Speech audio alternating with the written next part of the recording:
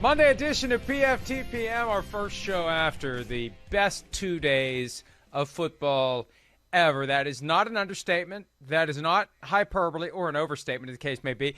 That is not an exaggeration. That is not anything other than the 100% truth.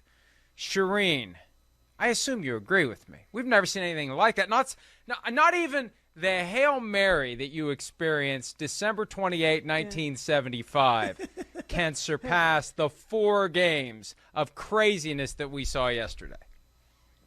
15 total points, Mike, separated those 4 games. It was unbelievable. And think about what we've witnessed over the last 3 weeks.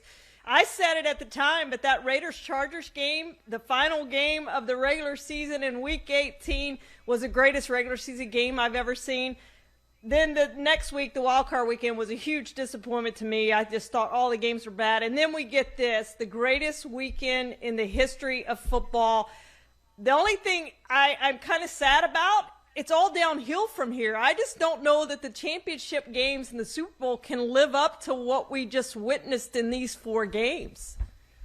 Hey, that's a real concern. And I'll tell you, for the Chiefs, it's something they need to be very concerned about, and this is going to require all of the coaching skills that Andy Reid has amassed over a lifetime in coaching to get his guys to forget about the thrilling once-in-a-lifetime moment and focus on the task at hand.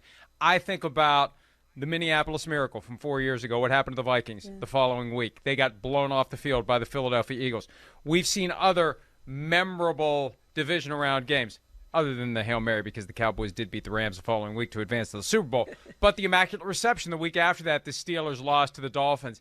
At home, the Dolphins were unbeaten and had to go to Pittsburgh because it was based on rotation in 1972, not based on home field advantage. So the challenge for the Chiefs, forget about last night, focus on the Bengals. Because, Charean, the Bengals are good enough to win. They're not a superstar team, but they're good enough to pull it off if they can get a fluke here, a fluke there, and sustain it. The problem against the Chiefs, you've got to sustain it because they'll rip off 42 points before you even realize what the hell's going on, like the Steelers fell victim to. But the Chiefs got to get refocused quickly, and it's not going to be emotionally easy to do after what they endured last night.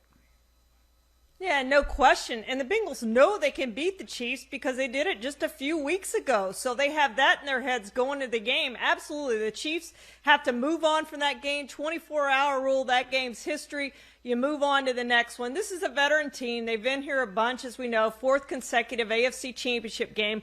But they don't need to look down on the Bengals and go, hey, we beat the best team in the AFC in the Bills. And I think we probably witnessed the Super Bowl in that game yesterday. Those, to me, were the 2 best teams playing in football, and the Chiefs won that game. But if they go out and they lay an egg against the Bengals, that game's not going to matter. No, people are going to remember it, but they're also going to remember that you couldn't sustain it. You couldn't go and finish the job and win in the championship game and win in the Super Bowl. They have to finish this thing off now and not let that be their highlight of this season.